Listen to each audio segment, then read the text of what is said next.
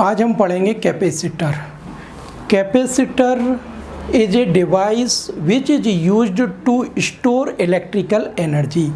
Capacitor एक ऐसी device होती है जिसमें इलेक्ट्रिकल एनर्जी को स्टोर किया जाता है बिना उसके शेप और साइज़ में चेंज किए हुए। कोई भी कंडक्टर है, किसी भी कंडक्टर के शेप और साइज़ में कोई चेंज नहीं करते हैं और उसकी कैपेसिटी को इंक्रीज़ कर देते हैं, उसको कहेंगे कैपेसिटर। कैपेसिटर एक डिवाइस हो गई जिसमें इलेक्ट्रिकल एनर्जी को अपन स्टोर करेंगे।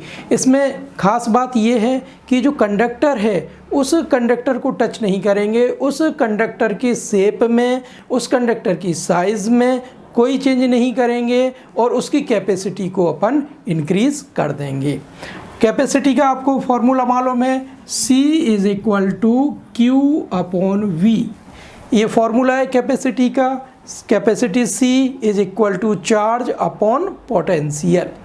अब आप देखिए, ये मान लीजिए एक कंडक्टर है, इस कंडक्टर को Q चार्ज दिया, ये Q चार्ज दे दिया,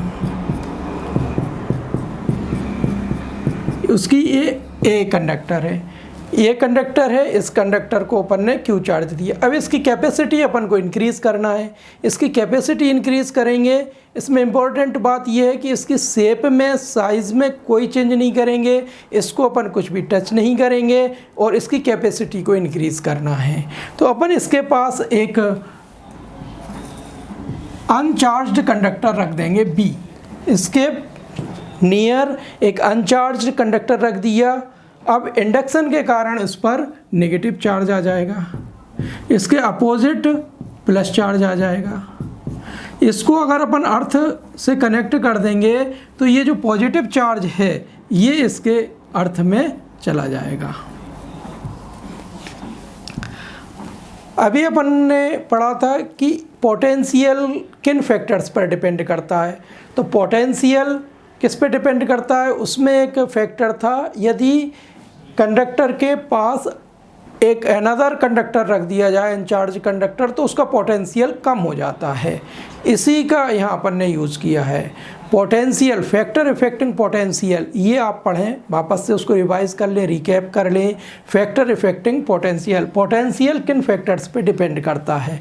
तो उसमें एक टॉपिक आया था कि यदि किसी चार्ज्ड कंडक्टर के पास एक अनचार्ज्ड कंडक्टर रख दिया जाए तो उसका पोटेंशियल कम हो जाता है।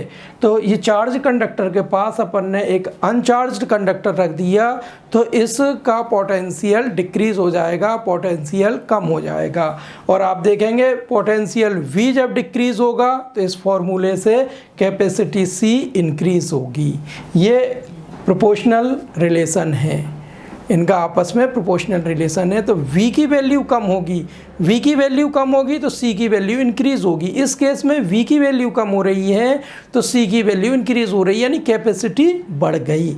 तो ये V की वैल्यू कम क्यों हुई, क्योंकि यहाँ अपन ने अनचार्ज्ड कंडक्टर रख दिया। अनचार्ज कंडक्टर रखने पर इसका पोटेंशियल कम हुआ, पोटेंशियल कम हुआ तो इसकी कैपेसिटी इंक्रीज़ हो गई। तो इसके शेप और साइज़ में कोई चेंज नहीं किया, इसके नियर एक अनदर कंडक्टर रख दिया, उस अनदर कंडक्टर के रखने से उसका पोटेंशियल कम हुआ, पोटेंशियल कम हुआ तो उसकी कैपेसिटी इंक्रीज़ हो गई। तो ये पूरा जो सिस्टम है, इस पूरे सिस्टम को, इस पूरी डिवाइस को क्या कहेंगे,